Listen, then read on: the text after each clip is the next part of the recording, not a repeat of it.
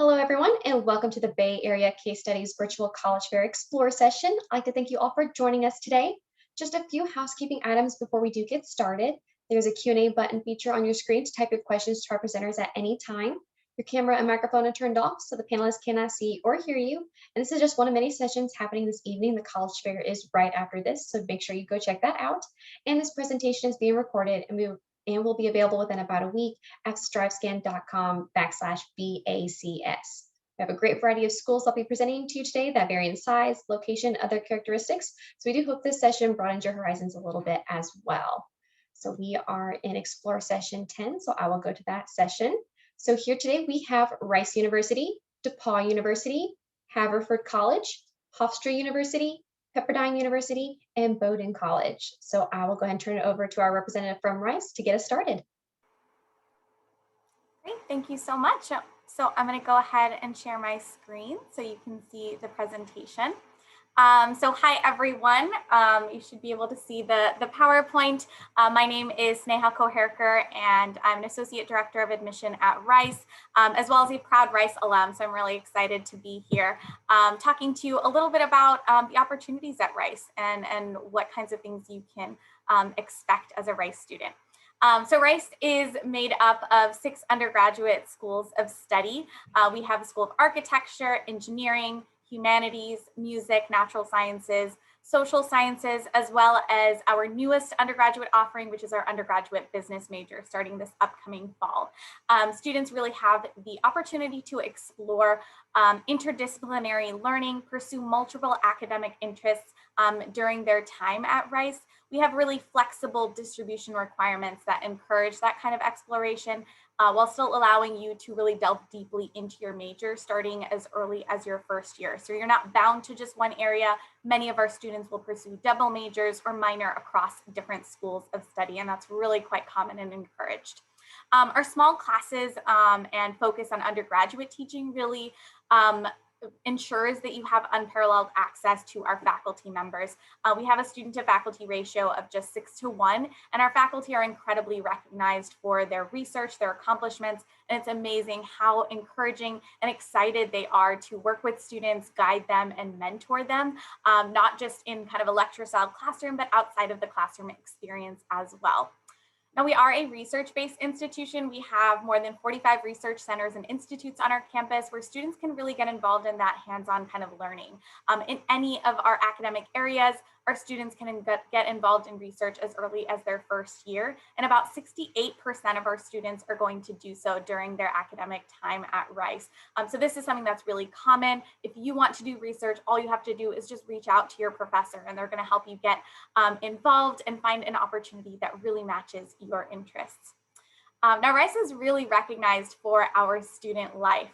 The Princeton Review ranks us best quality of life, #1 for best quality of life, and our residential colleges are really at the core of the student life experience.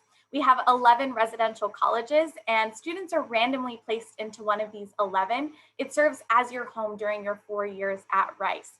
This really creates diverse communities. Each college is a microcosm of Rice. So all of our students coming from varied perspectives, life experiences, and from all around the country and the world are scattered throughout these different colleges. So you're able to really interact with different kinds of people. Rice is known as being a school with a lot of diversity and lots of interaction between students of diverse populations, and the residential colleges is where a lot of that happens. The colleges are run by the students. They each have their own budget and student government. They each have their own traditions and cheers, intramural sports. So this is kind of your hub of social activity as well as your home base. And something that's really special about the Rice experience that's rooted in the residential colleges is something that we call the culture of care. So students care about each other. Faculty and staff are there to make sure every student at Rice is making the most of their experience, and that residential college really fosters that sense of tight-knit community and family. But of course, there are other things going on campus as well. We have over 280 clubs that range from academic to volunteer. Many of our students will pursue something like a study abroad in over 60 different countries that we have options in. Rice is also a Division I school, so we have some great athletic teams, and our student athletes are integrated into that community that we have just as much as any other student. Now, something we can't forget when we talk about Rice is talking about the city of Houston. I'm originally actually from Irvine, California, and I moved to Houston to attend Rice, and I just absolutely fell in love. We're located just a couple of miles from downtown Houston, so our campus is a nice little oasis within the middle of the fourth largest city in the country, which gives our students the best of both worlds. They get that intimate campus feel, but you're also really close to the second largest theater district in the US. You're quite close to NASA's Johnson Space Center, and the Texas Medical Center, which is the world's largest medical center, is located across the street from our campus. So our students get to explore the wonderful cuisine in Houston, all of the cultural richness that we have in this global city, while also pursuing their professional opportunities through all of these different companies and institutions that are located right within the city. I just wanted to mention a bit about affordability. We want to make sure that any student who's interested in Rice and is admitted is able to attend. So we guarantee to meet 100% of demonstrated need for all of our undergraduate students. And all of our admitted students are also considered for merit scholarships. You can see a little bit here about the Rice investment, which is our financial aid policy to really make sure Rice is an affordable option for our lower income and middle income families. And lastly, I just want to mention a little bit about outcomes. Our students are really well prepared for the future, regardless of what that path is for them. As an alum, I can say my favorite thing about Rice is really our students. They are passionate and high achieving, but really community minded. These students are ready to lend a helping hand to their peers, and they're able to combine this collaborative spirit with their academic and professional goals in really unconventional, exciting ways. So if you have any questions, please feel free to ask them in the chat and reach out to me afterwards as well. Thank you so much.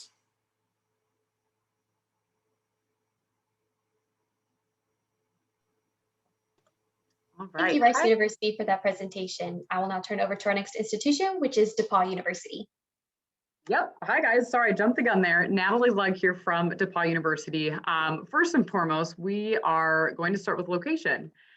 We are a little bit on the smaller side of institutions, as you can see from our numbers, but we're located just 45 minutes west of Indianapolis in Greencastle, Indiana. Greencastle itself, I'd say, is more on the rural side. The population there is about 12,000. But we're just, like I said, a 45-minute drive from Indianapolis. I'd like to say we are in the middle of everywhere because we're just 3 hours south of Chicago, 3 hours east of St. Louis, west of Columbus, Ohio. Louisville, Kentucky is also super close to us, Cincinnati, Detroit. So a lot of our internships that you might get involved in off of campus are located definitely in those bigger cities, but also across the nation, across the world. But overall, our institution holds about 33% of its students from the state of Indiana. Everybody else is from outside of the state. I will say we represent heavily, yes, from Chicagoland, from those other cities that I mentioned that are super close to us, being in the middle of everywhere. But we also are drawing a little bit more from the New England area, from Texas, actually, speak of the devil, Rice.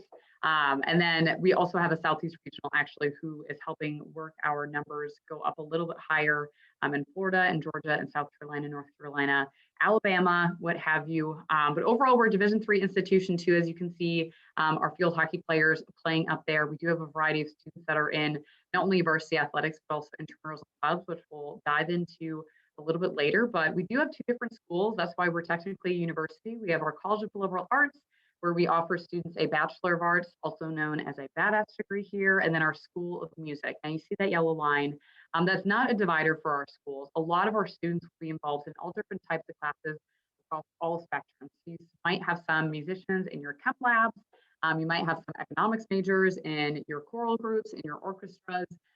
So a lot of our students, they take us up on the opportunity to explore in both schools. So that's why we also offer that dual degree program. If you are interested in music, you could achieve your bachelor's in music as well as your Bachelor of Arts if that's something that you're also interested in.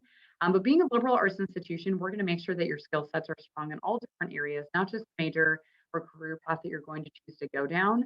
You do have till second semester of your sophomore year to officially declare. And I would say out of every incoming freshman class, about 50% of our students are undecided. As a whole, our campus, about 68% of students, freshmen and sophomores, are undecided, and they end up changing their minds. The average liberal arts student will change their mind 3 times.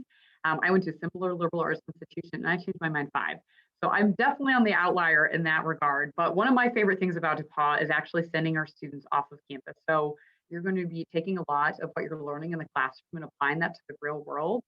We have a 4-1-4-1 system in place, 4 classes in fall and spring semester, and then the opportunity to go study abroad for a full semester, do a paid internship, do research, which you can actually start the summer after your freshman year and apply for grants. You get paid to do research with a cohort of students, or professors, or what have you, on or off campus. But then we also have winter term and May term opportunities, and that's just 1 to 3 weeks where you could do any of these options. Quick internship, maybe MCAT prep, LSAT prep if you're thinking graduate school. Maybe you just want to take a class on campus in the month of January that'll be very outside of your major or minor. It's very intentional though, going off of campus. We require students to complete at least 2 experiential learning opportunities throughout their 4 years at DePauw. So that could be something off campus involving these particular circles, or it could be something across campus. Maybe you want to stay on campus and do a research project. Maybe you want to do an internship with one of our academic centers that we have across campus.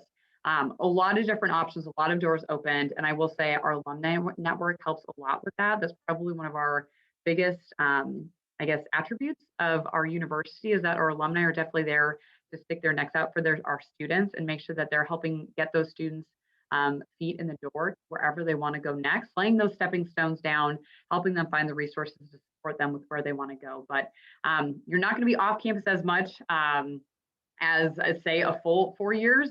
You'll be clearly at DePauw for a lot of that time, but you're also not going to be in the classroom a lot like you are in high school. So how else do you get involved? As you can see, we have a variety of things to choose from. We'll have activities fairs for our students, both fall and spring semesters, so you can see what's available.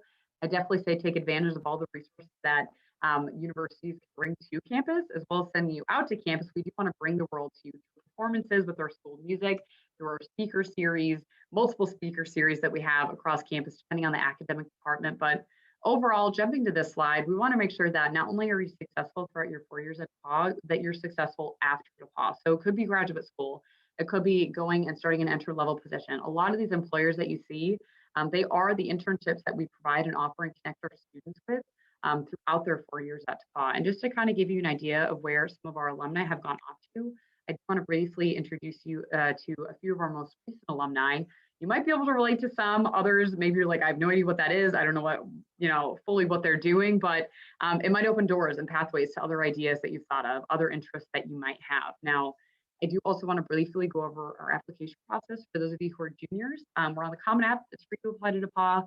No supplemental essay. We are test optional, have been now for 4 years running. We do a holistic review of your applications. We're literally looking at every single piece. This year we offered between $24,000 and $40,000 in merit scholarship. That can fluctuate a little bit, but we do also ask that students who are thinking they want to be considered for financial aid, that they also submit their FAFSA. Other details are on our website. Again, I'm Natalie Lugg, Associate Director of Admission. I recruit all up and down the West Coast. Thanks so much for having me tonight. Thank you so much for your presentation. As a reminder for our participants, if you do have questions for any of the colleges you're hearing from today, definitely don't hesitate to put those into the Q&A down below. Up next, we have Haverford College. Great, thank you so much. And hello, everyone. I'm really thrilled to be here this evening and sharing this space with you virtually. My name is Kathleen Abels. I'm the Senior Associate Director of Admission at Haverford, and also a very proud Haverford alum. I also like to share, since we're in these virtual spaces, that I have 2 rescue dogs, Granola and Yogurt. So if you hear barking at any point, that's them sending their good wishes to you as well. Haverford at a glance. So Haverford is a liberal arts and sciences college located just outside of the city of Philadelphia. We have just under 1,400 students. The vast majority, 98% or so of our students, live on campus. And students are choosing to call Haverford home from all over the United States and all over the globe. Nearly 50% of our students with this incoming class will identify as people of color. About a third of students speak a language other than English at home. And we realize these are just pieces of your identity, but we're really excited about the community that we get to build at Haverford. Our campus itself is really gorgeous. It's just about 3 miles from the Philadelphia city line, but when you walk around campus, you'll begin to feel like you're in the middle of nowhere, just about 200 acres. My favorite Haverford stat, there's a 6-to-1 tree to student ratio. So you're surrounded by a lot of natural beauty. And yet forget, you have 2 different train lines and 4 different train stops on either side of campus. So you're never more than a 10 or 15-minute walk to a train station, and then about a 15-20-minute train ride into Center City, Philadelphia. Philadelphia is the 6th largest city in the United States, the original World Heritage City in the United States, and it's an amazing resource for our students and truly an extension of our classroom as well. Haverford is part of what's called a consortium.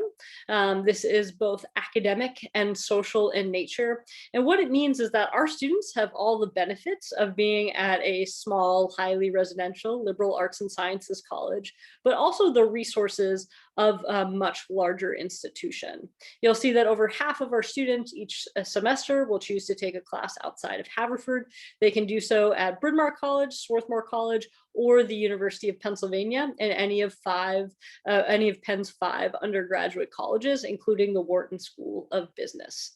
There is free transportation between Haverford and Bryn Mawr, Haverford and Swarthmore, and if you're on financial aid, Haverford will pay for your train ticket to the University of Pennsylvania. The Quaker Consortium consists of 3 liberal arts colleges and Penn. With the 3 liberal arts colleges, we call that the TRICO.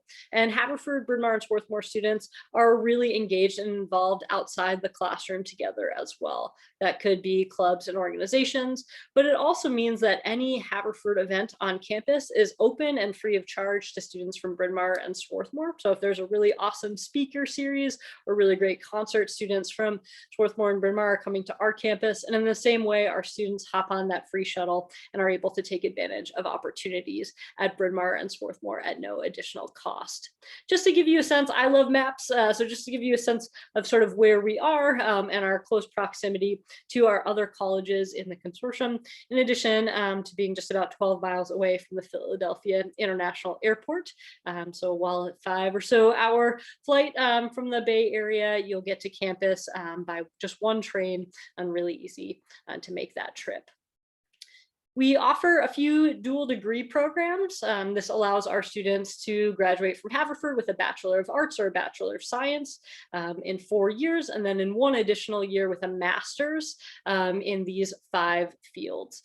Haverford was the first liberal arts college to have a master's dual degree program with an Ivy League university. And so if you're a student who's interested in engineering, but you're also interested in many other fields, this is a really wonderful program. You apply at the end of your sophomore year, beginning of your junior year at Haverford. You graduate with a Bachelor of Science in just 4 years, and then that 1 additional year gets you a Master's of Engineering from the University of Pennsylvania. I always like to pause on this slide because I think oftentimes when people hear liberal arts, you think, okay, you can get a great education in the social sciences and a great education in the humanities. And that's absolutely true. But you can also get an amazing education in the natural sciences. You'll see just about half of our most popular majors are our natural science majors. About 40% of students each year will major in the natural sciences. And while I'm a bit biased, I think it's an amazing place for students who are really excited to do academic research. Haverford guarantees undergraduate research through a senior thesis. So 100% of our students will have graduating, having done and completed their own research. I promise you, we don't just throw research on you senior year and say good luck, right? That would be terrible. Instead, it's really a part of your entire academic trajectory. And it becomes a moment for you to take a step back and say, what is a question that has not yet been answered in my field? And you're able to work one-on-one with a faculty member going about answering that question, really contributing meaningfully to the field that you've majored in. We have 4 academic centers on campus, which are really physical spaces, but also grant-making bodies for our students and faculty. And we think this is an amazing way for students and faculty to experience the ways in which their education connects to the world around them. It means students are able to have amazing opportunities for research. It means internship opportunities. And it also is one way of articulating the importance of student voice. I really appreciate your time this evening and look forward to your questions. Thanks so much. Thank you, Haverford, for that presentation. Up next, we have Hofstra University.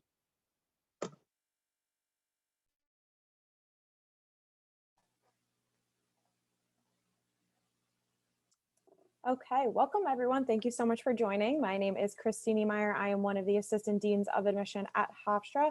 I work primarily with our students from Northern California as well as Pennsylvania and Western New York. So I would be your go-to admission counselor if you are pursuing a Hofstra for your college process. So a little overview of Hofstra, if you're not too familiar, we are located within New York State. More specifically, we are on Long Island. So if you have not explored Long Island yet, we are a giant suburb. So we have beaches, parks, malls, all within about like 10 to 15 minutes of campus. So everything is super close. We are not in the middle of nowhere. But one of the nice things is that we do have plenty of campus space. So campus is about 240 acres. So you have that typical college campus experience, like you can see in that picture on the bottom left-hand side. One of our largest quads on campus, that's actually only half of it, but most of the time you will see our students outside, especially in the springtime right now. Students will have class outside, they'll just be with their friends outside having lunch, throwing a Frisbee around, having a program. So that is really exciting if you want to be on that typical college campus experience and that all of the acres and acres of space that we have, then Hofstra is definitely a great fit for you. We are also very close to New York City, so being able to explore the city with internships as well as sightseeing, which I will also get into. We are only about a 40-minute train ride away from New York City, so we do have a shuttle that can take all of our students from campus to the train station and back, so it is super convenient.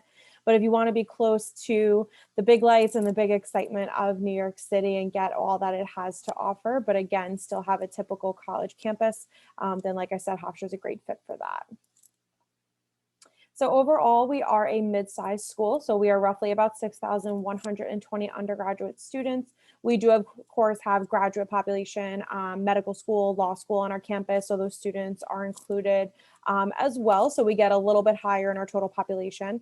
But undergraduate wise, you have a really nice small population, especially in your classes. So our average class size is 21 with a student to faculty ratio of 13:1, a lot of personal interaction in the classroom, which is really nice. We do have 165 undergraduate program options. Anything that you can think of, you can absolutely create the program that you are interested in, especially if you want a double major or possibly add a minor as well. Our students love to create the programs that they're the most interested in, and we will help you get there. We do also have representation of our students from 48 of the US states and 78 different countries. So students from all over the US and all over the world, which is really awesome. So everyone is in the same boat, coming to our campus for the first time and trying something new and meeting new people. So as you can see, all of our program options, you can see just a few options. We have our School of Engineering, we have our School of Education. We do, of course, have dual degree programs as well. If you are interested in pursuing a bachelor's and master's combined, we offer those as well. And we do have some specialized programs such as our School of Nursing, our dual degree physician assistant program, our law accelerated program, and our BSMD program, which are special admission. If you are interested in any of those, I can always answer those questions as well. So a big part of being a Hofstra student is investing in your future. So our internship opportunities, you can see a lot of big name companies that we do work with. And we really want all of our students, regardless of what major you're in, to have those internship experiences before they graduate and open up all those possibilities for job opportunities. So you could see Netflix, ABC, ESPN, CBS. We've had students work with the Food Network, TLC, whatever you're interested in, we can help set that up for you. So you can see our students definitely do have those job offers when they graduate as well. 93% of our students are employed within about 6 months of graduating, and even more than half of our students actually accept job offers before they even graduate and walk across stage with their diploma, which is really exciting. And that picture back there is actually our brand new Career Center. It is our newest building on campus, which is really exciting. So everything is updated, very state of the art in there. So definitely check it out if you do come visit campus. So a big part, again, of also being a Hofstra student is our pride, no pun intended, because we are the Hofstra Pride. We have over 220 clubs and organizations that you can join, anything between academic organizations, community service groups, fraternities and sororities, a cappella groups, you name it, we probably have it. We do have a lot of community service centered around our student leaders in our organization. So about 100,000 hours are spent each year giving back to the community. We do also have Division I sports on our campus. So we have 21 NCAA Division I sports teams, both men and women's. We do also guarantee 4 years of on-campus housing, so you don't have to worry from year to year about losing your place on campus. We do offer both suite style and traditional style housing. And then just keep in mind some application deadlines. If you are applying this upcoming school year or the following, our application deadlines will always stay the same. We offer early action as well as regular decision. And Hofstra is also a test optional school as well. So don't hesitate to submit test optional if you would like to. But if you do have those scores, we highly recommend submitting them for consideration. And of course, be sure to check out our virtual tour as well as our visit opportunities. We are open for in-person tours right now. So definitely take a look at our website for all of those opportunities, and then our apply page when you are ready to submit your application. And of course, at Hofstra U is all of our social media. And this is my contact information. And thank you so much for joining tonight. Thank you very much for that presentation. As a final reminder for our attendees, do not hesitate to use that Q&A down below. We're here and ready to answer all your questions. Up next, we have Pepperdine University.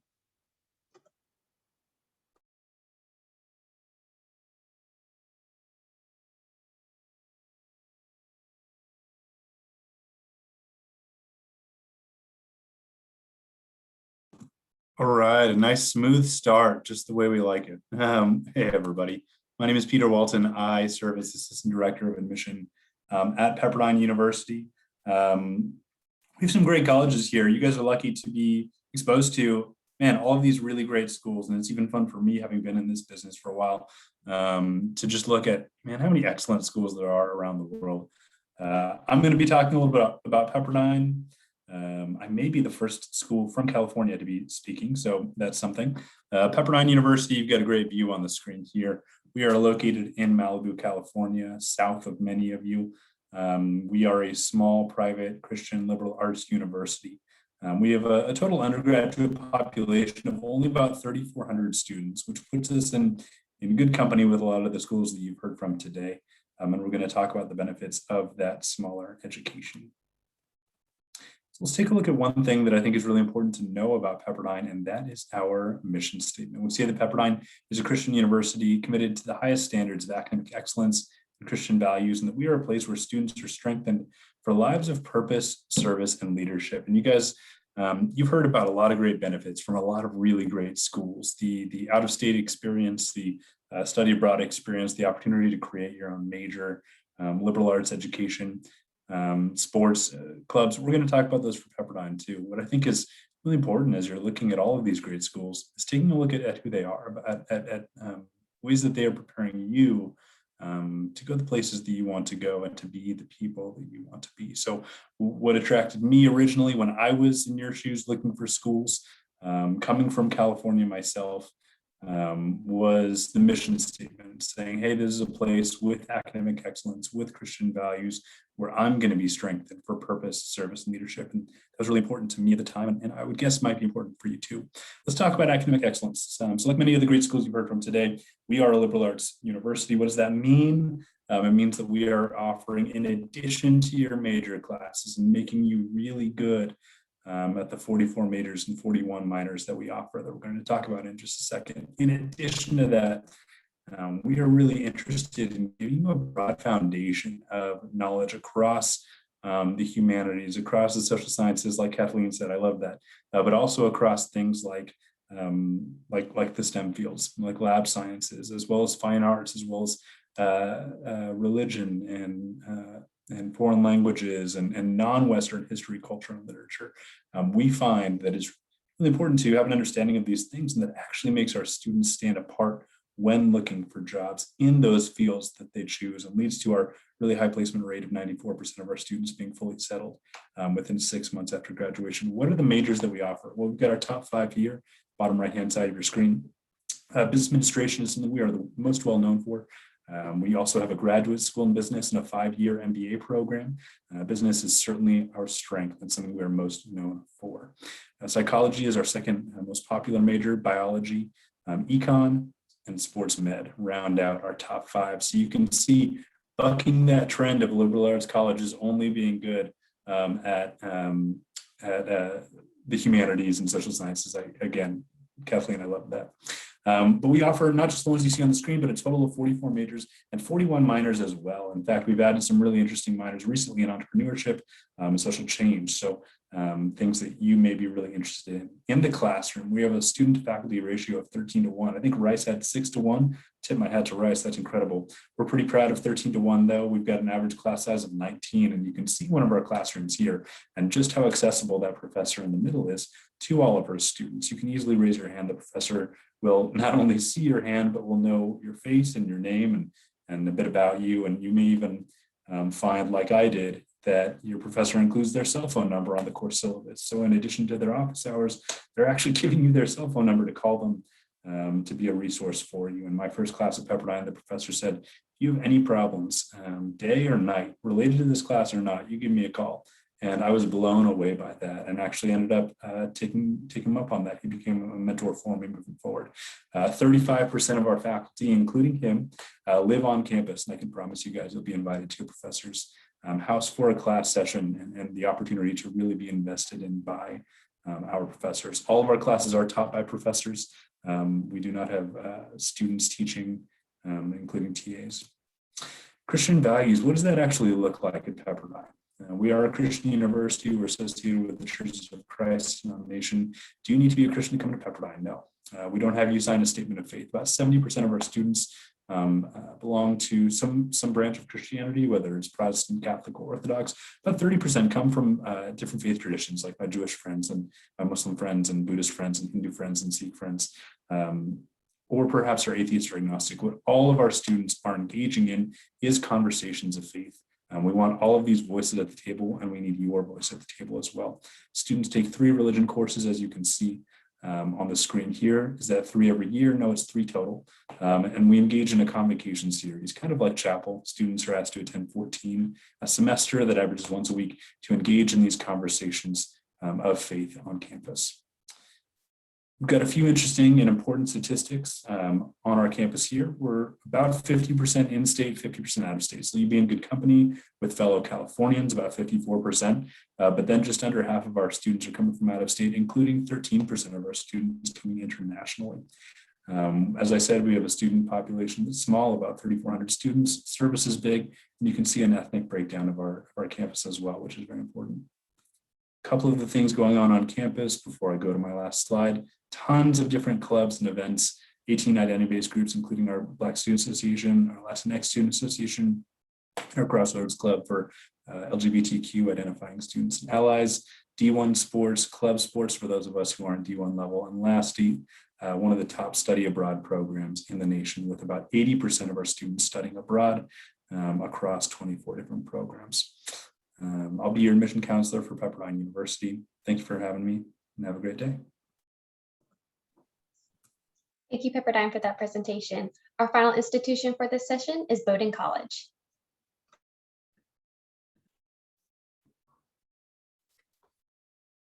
Hi, everybody. My name is Catherine Stegeman. I'm an Associate Dean of Admission at Bowdoin College. Just going to bring up my screen.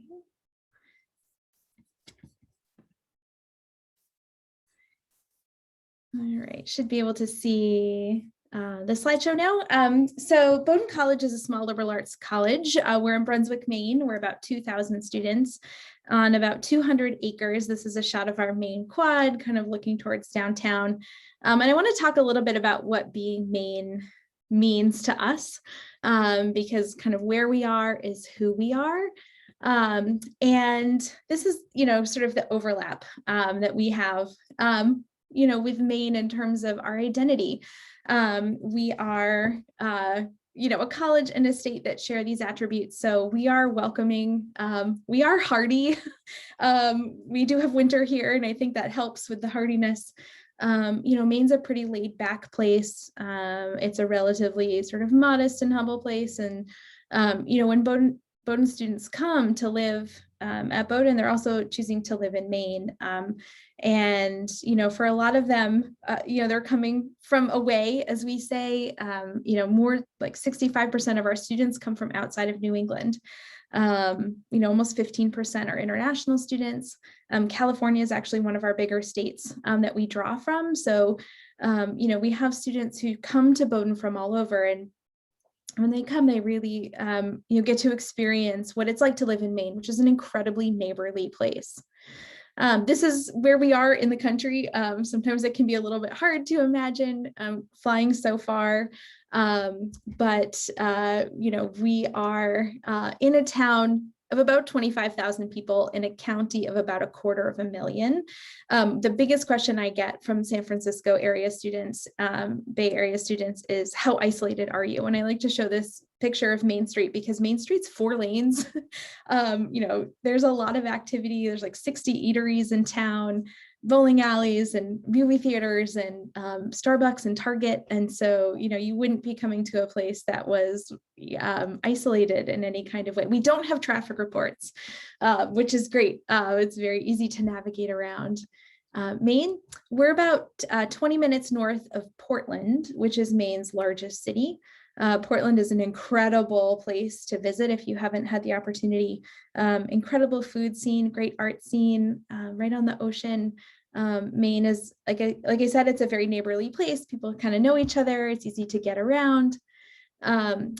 We have a jet port in Portland, and we fly direct. And actually, this map is now outdated, but we need to add a couple more cities on here where you can fly direct from. When I travel out to your area in the before times, I'd fly right out of Portland and I'd fly to Chicago or to another hub and then make it to San Francisco. So it's very easy to get back and forth across the country, which makes it easy for all of our students to get here. So our students come from, all 50 states, and they're coming from all over the world as well. So, you wouldn't be the only California student at Bowdoin.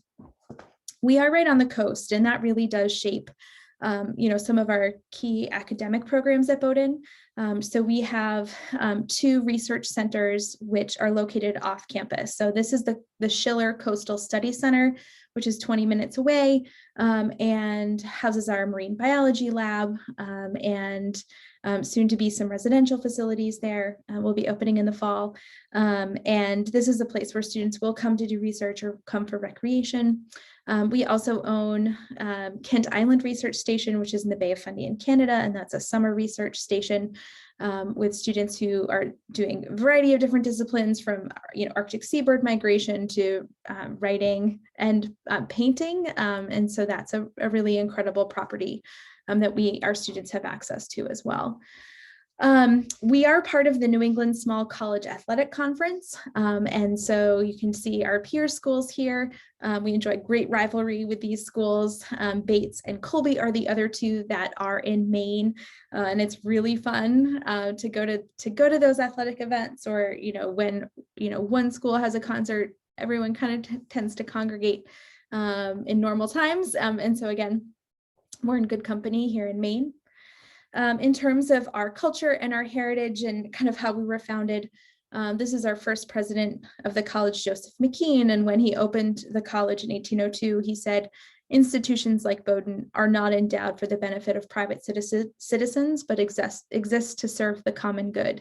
And so the common good has been a part of Bowdoin since the very beginning. And students take part in over 30 different community engagement clubs and organizations. Find ways to give back. It's not a requirement, but again, we're neighborly here in Maine, so students really do feel compelled to be a part of this place, and they work at Mid-Coast Hunger and Homeless Prevention and really do work to be a part of this place. In terms of academics, we have over 40 academic programs at Bowdoin. We also have a average class size of 13. 75% of our classes are smaller than 30. And so, it's the kind of place where you do get to know your faculty and your peers really well.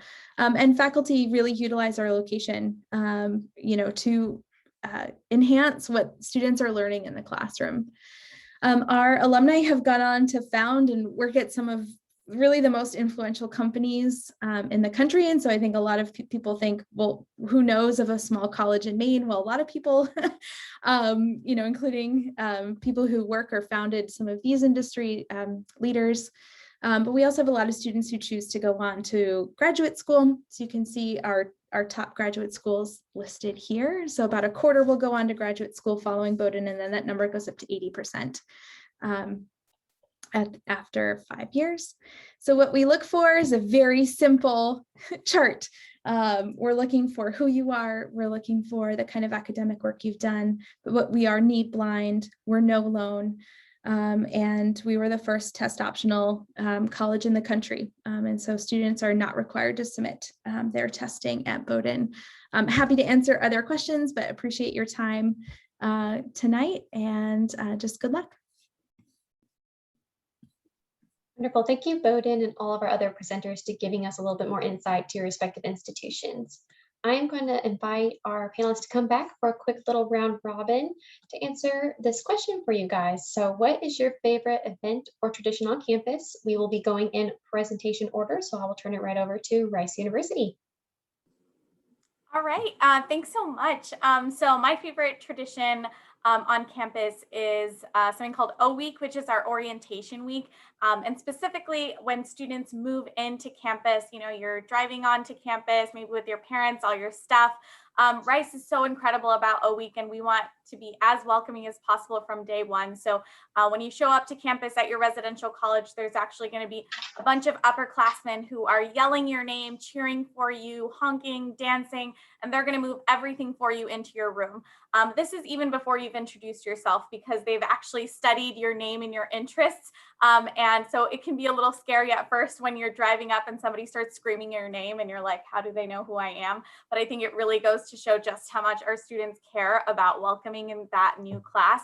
I know as an undergraduate, that made me feel so welcome coming from out of state. And it really made me feel like this could be my home.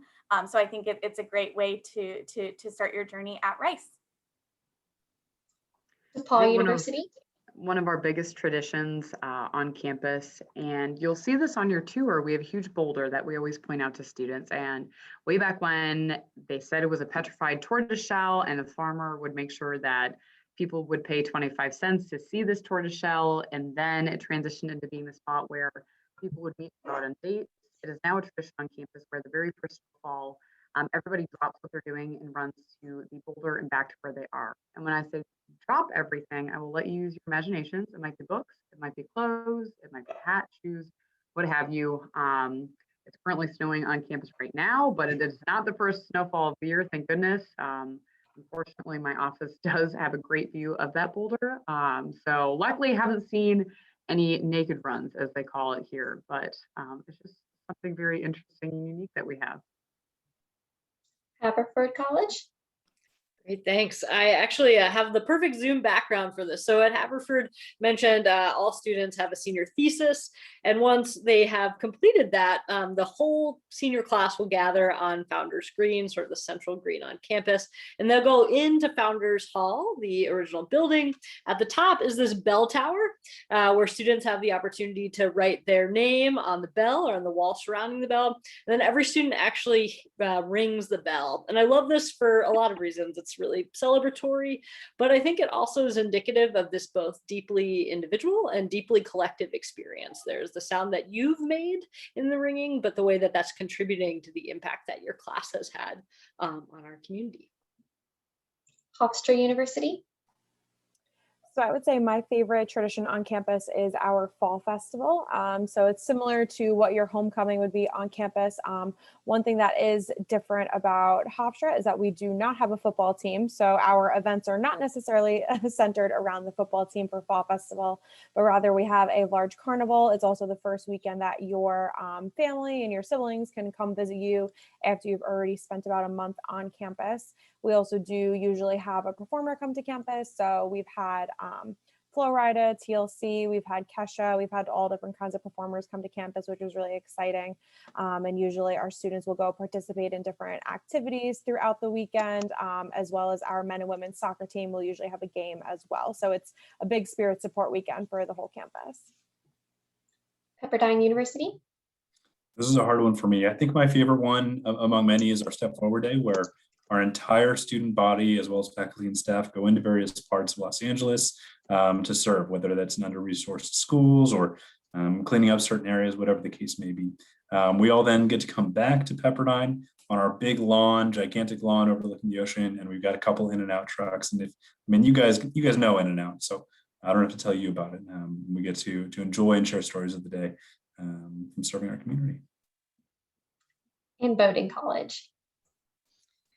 Food is a really important part of the culture of Bowdoin, and so we start and end each year with campus-wide meals. And the first meal of the year that everyone shares together is actually a lobster bake, which sounds extravagant, but in Maine, lobster is part of our culture.